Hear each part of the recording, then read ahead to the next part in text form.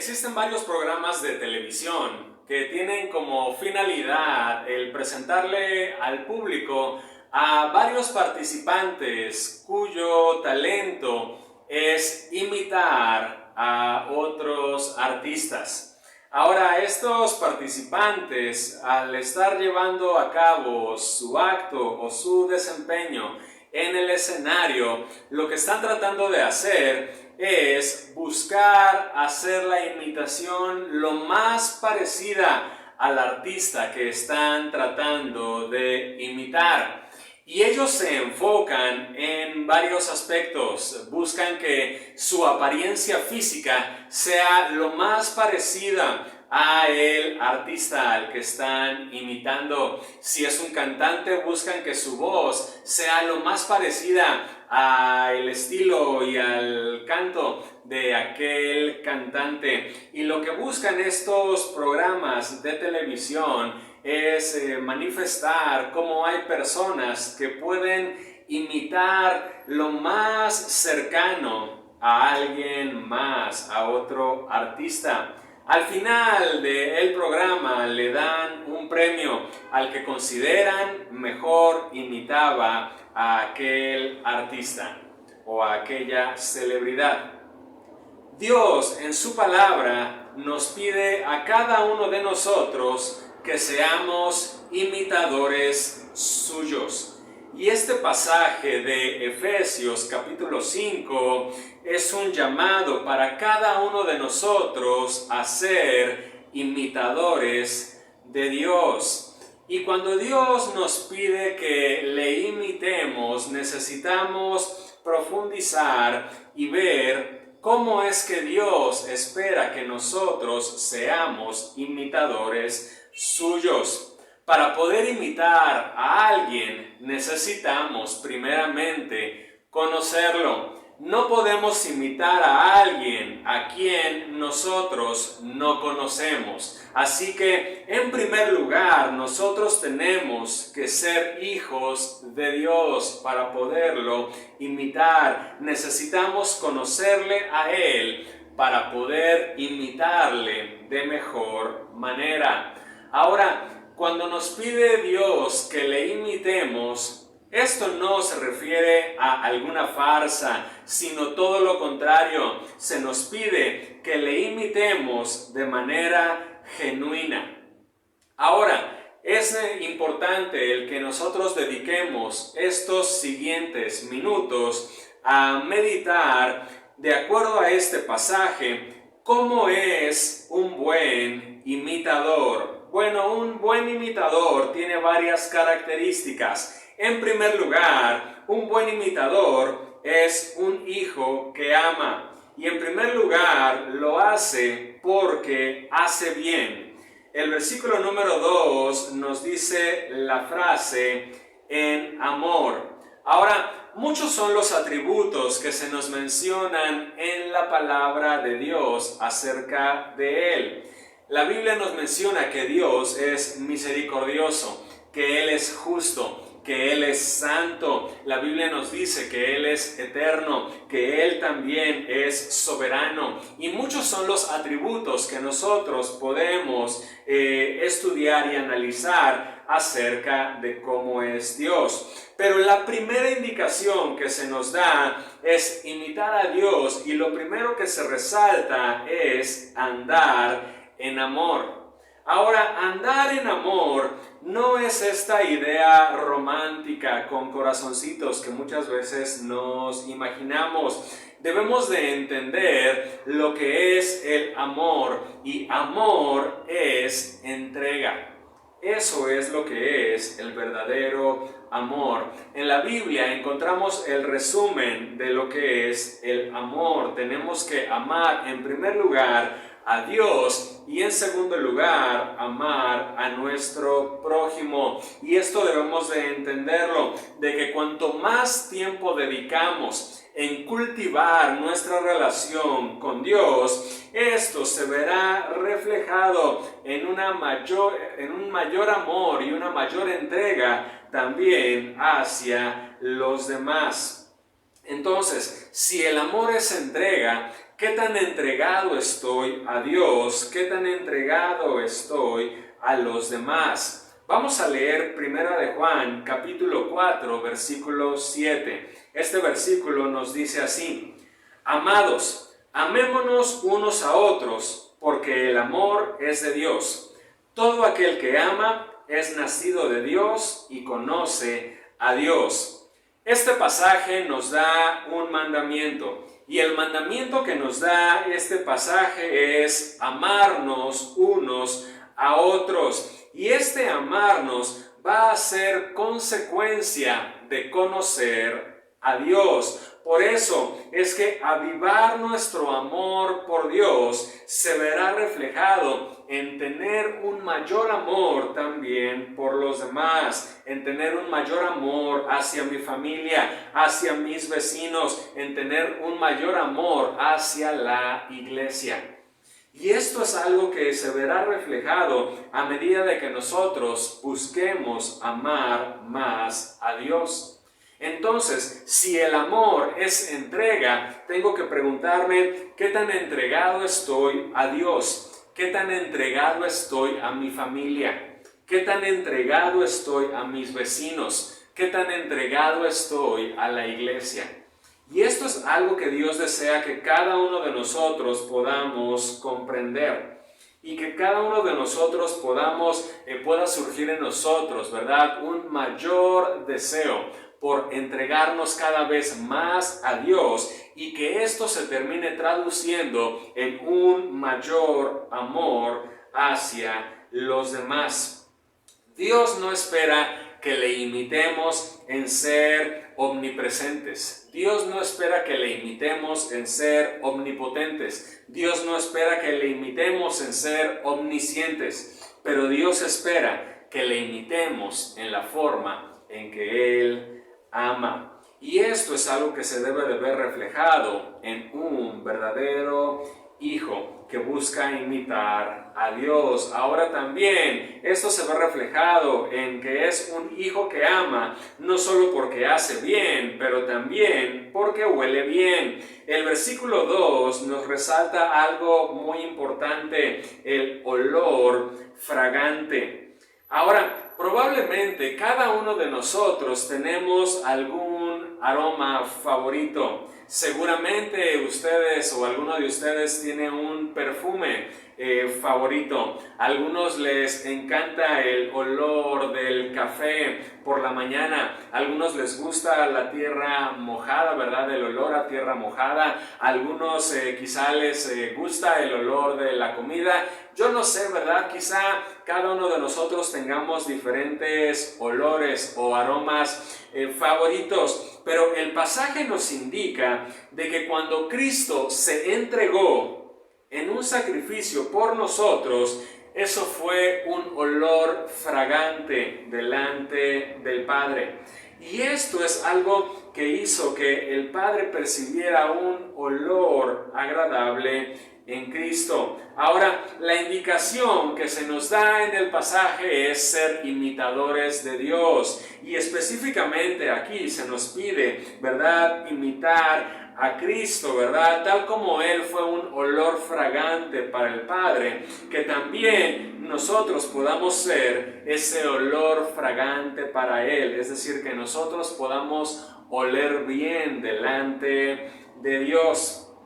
Ahora, nosotros debemos de entender correctamente qué significa, ¿verdad?, el que nuestro sacrificio va a ser un olor agradable delante de Dios. Esto no significa, ¿verdad?, de que nosotros tengamos que entregar nuestro cuerpo para que lo sacrifiquen, ¿verdad?, y que eso va a ser un olor agradable delante de Dios. No significa esto, pero lo que indica es de que muchas veces amar va a significar también sacrificarse, es decir, pagar un precio para manifestar nuestro amor.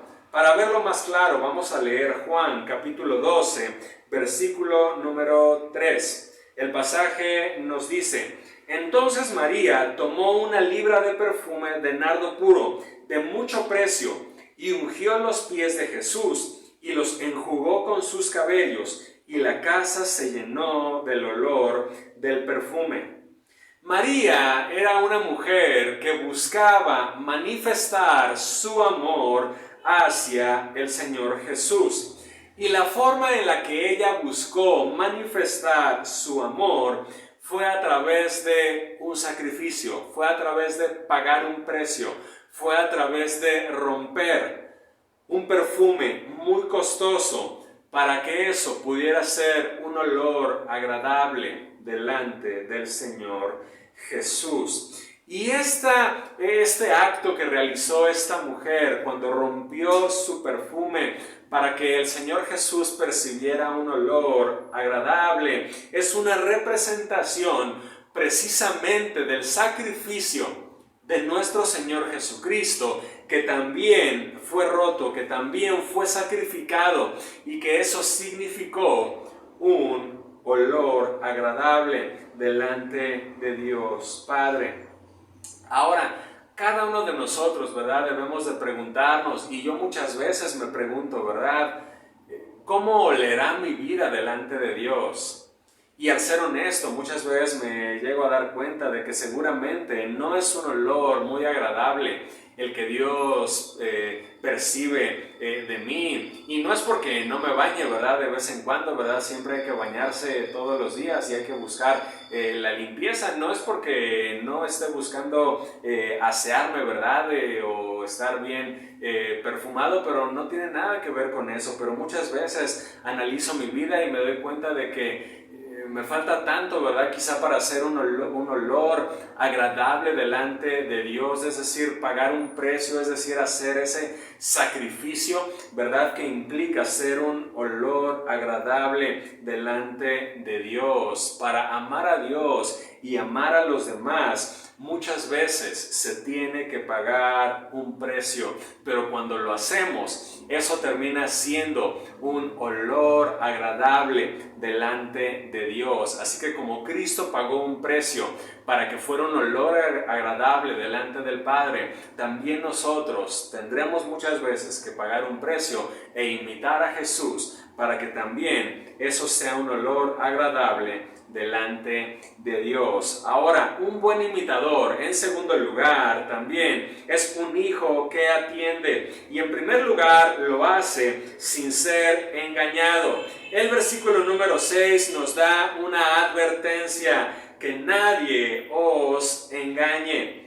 La Biblia nos advierte acerca del peligro de ser engañados por falsas enseñanzas. ¿Y cuántos falsos maestros se buscan levantar, que tuercen la palabra de Dios y que la exponen, ¿verdad?, engañando a muchas personas? Y es cierto, debemos de cuidar, ¿verdad?, el no ser engañados, ¿verdad?, por falsos maestros. Pero seríamos nosotros muy ingenuos si pensamos que solamente es la única forma en la cual nosotros podemos ser engañados. Me atrevería a decir que la mayor parte del engaño que muchas veces viene a nuestras vidas surge de mi interior, surge de dentro de nosotros, es decir, dentro nuestro, de nuestro corazón, es de donde surgen muchas veces la mayor parte de mentiras, es decir, de que muchas veces dentro de nosotros surge un autoengaño, es decir, de que no necesito yo sentarme, ¿verdad?, a escuchar a alguien que me esté diciendo un montón de mentiras para ser yo engañado, sino que muchas veces tan solo tengo que dejar que mi corazón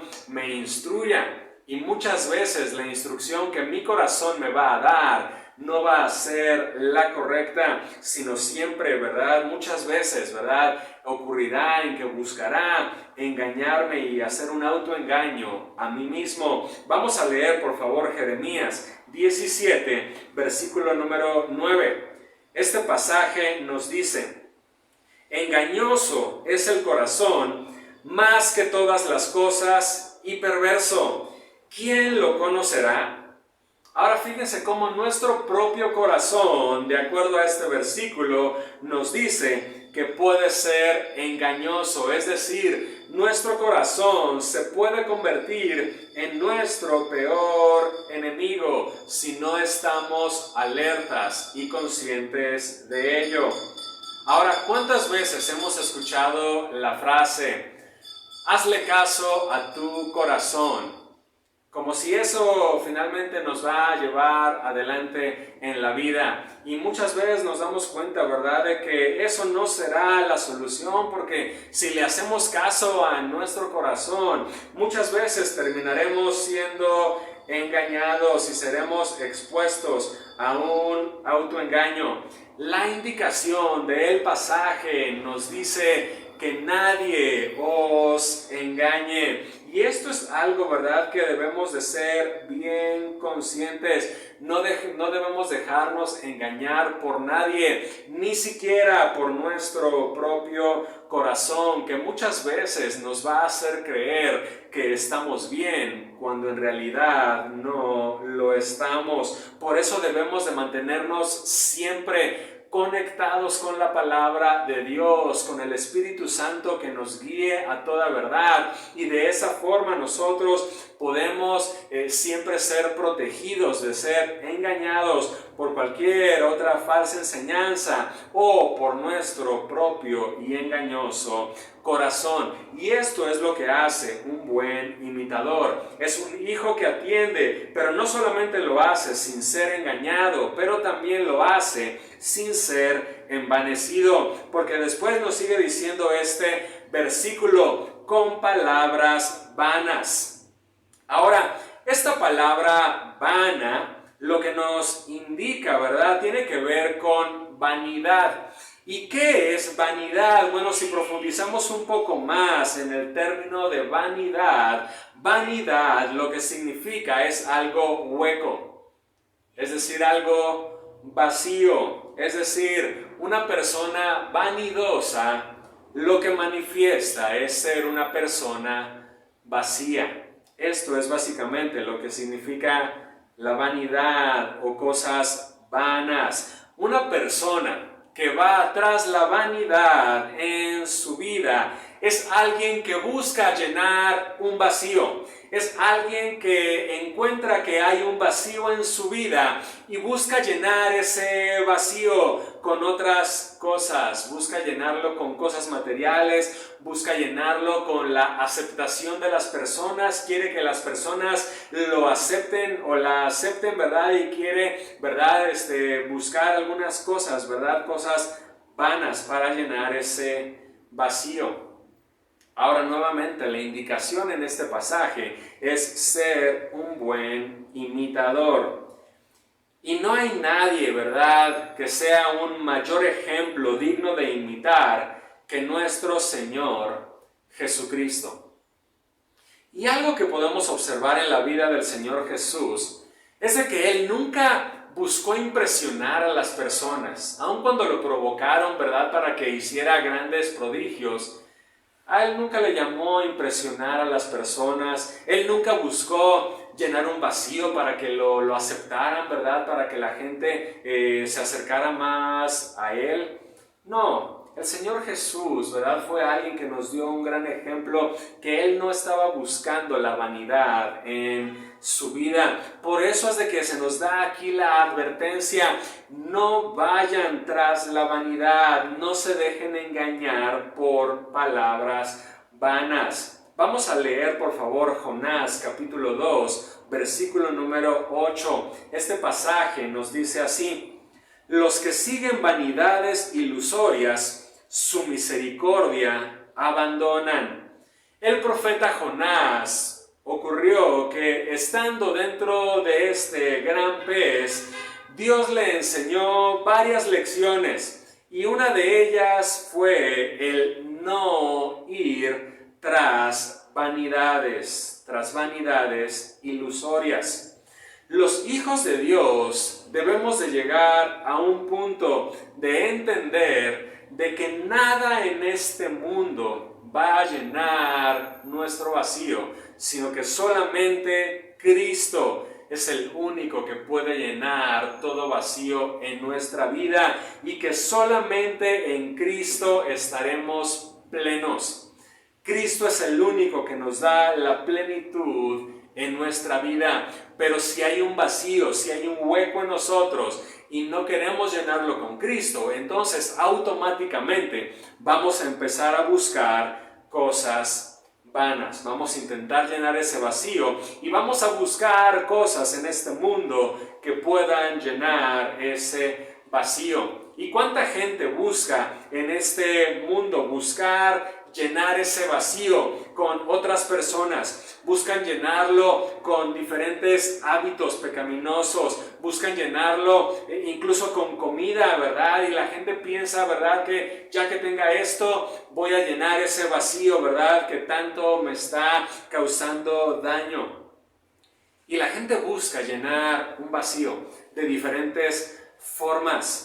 Pero Dios nos da la advertencia y por eso es que debemos de grabar esto con letras de oro en nuestros corazones. No nos dejemos engañar por la vanidad. La vanidad lo único que hace es engañarte.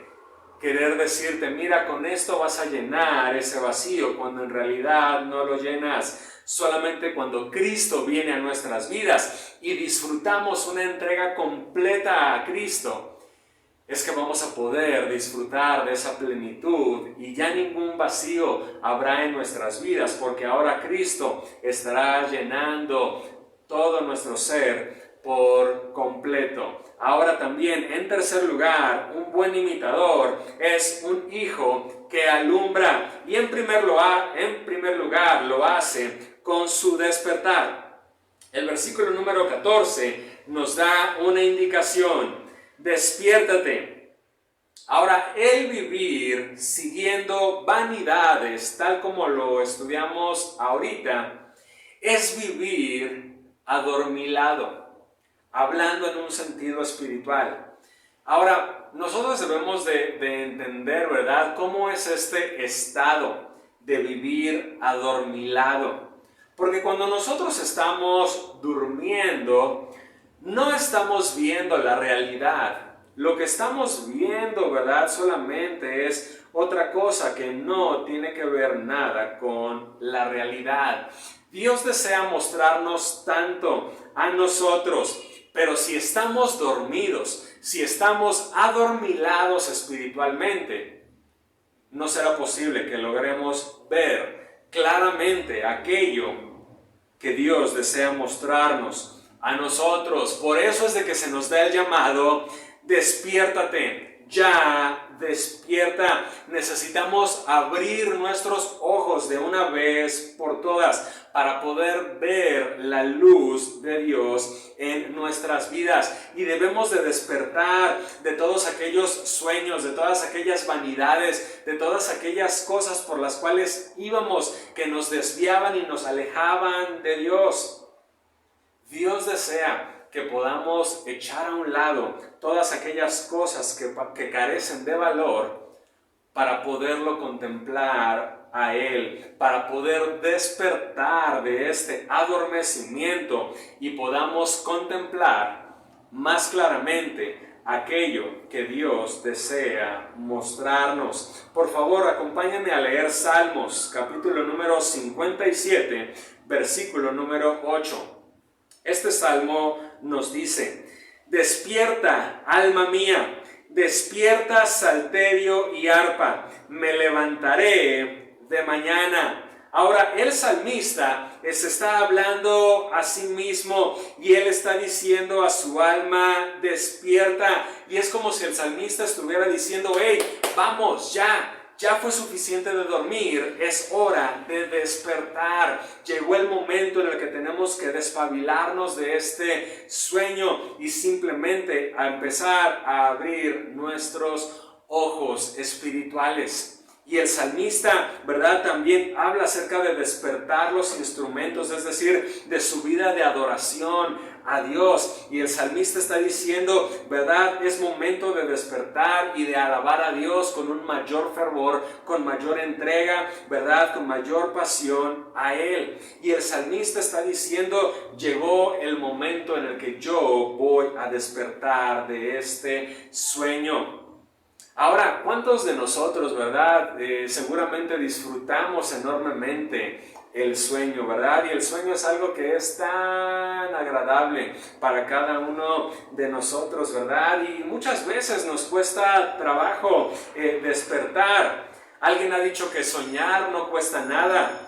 Lo que cuesta trabajo es despertarse. Y esto es algo que nosotros debemos de entender, ¿verdad? De que muchas veces la idea de despertarnos es algo que quizá no nos llama mucho la atención. No es como muy agradable al escuchar. Es hora de despertar. Pero el llamado que Dios nos da es: llegó el momento.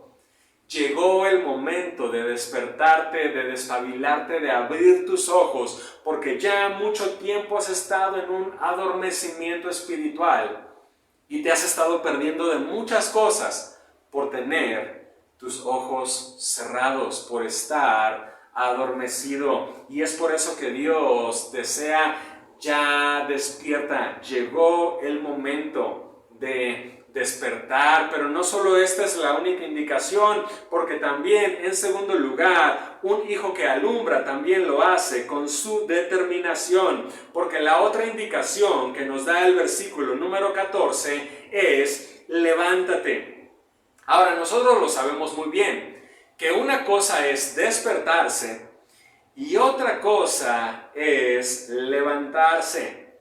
Ahora, sí es importante el despertar, pero para poder comenzar a estar activos, necesitamos y es necesario el levantarnos. El primer llamado fue a abrir nuestros ojos, fue a despertarnos, pero ahora el llamado que se nos hace requiere mayor determinación.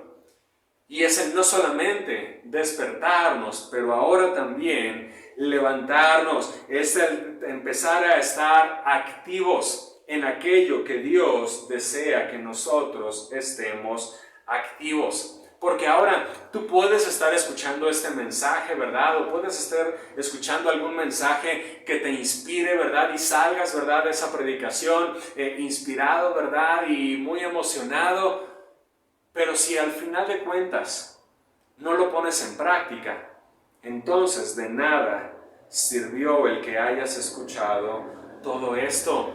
Levantarse implica: pon en práctica todo aquello que has estado escuchando. Si no lo ponemos en práctica, entonces simplemente aquello será infructuoso. Y este es un llamado que Dios está haciendo para aquellos que desean despertar, pero también para aquellos que desean levantarse para poder cumplir los propósitos de Dios en sus vidas. Vamos a leer Isaías capítulo 60, versículo 1. Este versículo nos dice: levántate, resplandece, porque ha venido tu luz, y la gloria de Jehová ha nacido sobre ti.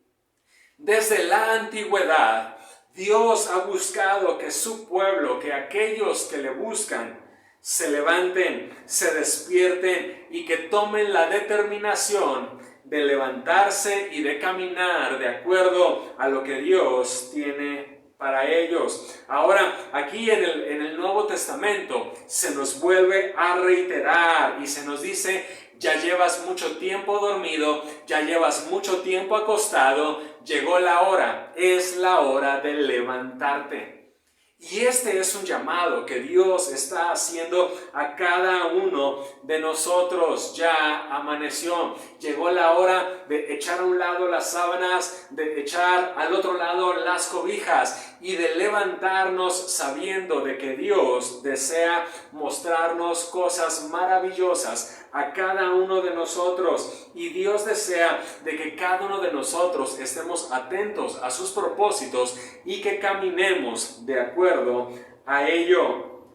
El máximo ejemplo que tenemos de alguien que se levantó para cumplir los propósitos de Dios es precisamente nuestro Señor Jesucristo. Y el llamado que se nos hace en su palabra es a ser imitadores de Él.